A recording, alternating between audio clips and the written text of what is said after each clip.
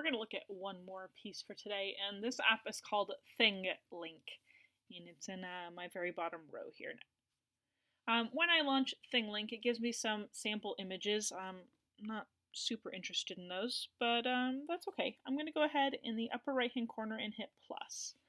Plus allows me to choose an image from my own camera roll. I have all sorts of random things here. But let's just pretend like I had been working on a fabulous unit and now I wanted to share all of my findings. So it starts with putting the image in the background. It says we've added 2 images to your photo, tap to play or go post it. When I tap them, it pulls other images from my camera roll, and that's not super helpful, and I want to make sure I take these out. So I tap on the little blue pencil and hit delete, pencil, delete. It does give the date if you want that there. It'll date your picture for you. I don't. So I have my image here, and well, it's kind of boring. But the cool thing about Thinglink is that you can add interactive hotspots. So if I tap, it adds a spot and it says, would you like to add text or would you like to add media? So maybe I'm going to put this little guy here and I'm going to add some text. And I'm going to label this, here's a MacBook. How nice of Apple to correct my formatting for me. But I can add other things too. So text is one thing I can add, but it does say that I can add media. And it gives me options here. It says you can add video or another photo to your image. So I could actually take live video within my classroom or outside. I could choose from a gallery or I could add from YouTube. That's pretty powerful when you think about it, because now I can start to pull things from my camera roll. So maybe I want to pull that telegami I made earlier and put it in, and it will be linked into my little Thinglink.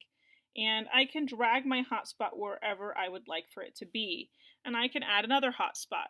And maybe this time I want to choose that poplet that I worked on to summarize my learning and the main ideas in this section and how they were connected.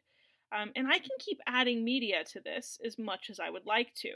And so it's pretty powerful when you think about it, because this is a great way for kids to bring together everything they learned in a section.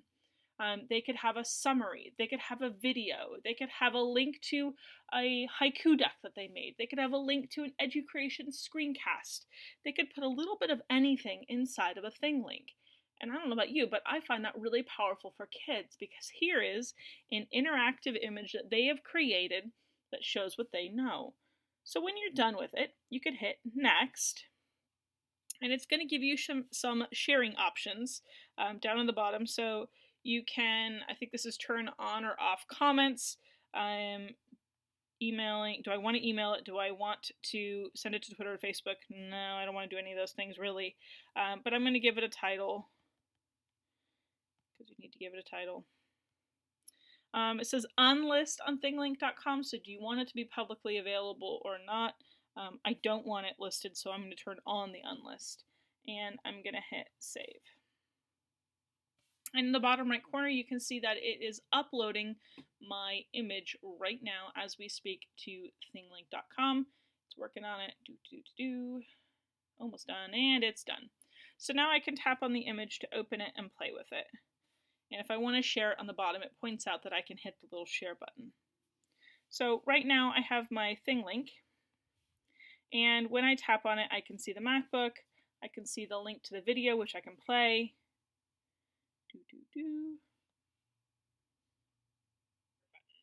While I tap the record button, so that's that video that I made earlier. Oops. And I can see my little hotspot, and I can always tap on these things to make them easier to see. When I'm done on the very bottom, I could share this. Most importantly is that copy button, because every Thinglink that is made has a web link associated with it. And so I could copy it, and just to prove that it has a web link, I could open it in Safari. And here is the web version of my Thinglink. So it's pretty easy to see, pretty easy to work with. I really appreciate Thinglink because it allows kids to curate their own learning. And that is a really, really powerful tool indeed. All right. All right, thanks, guys.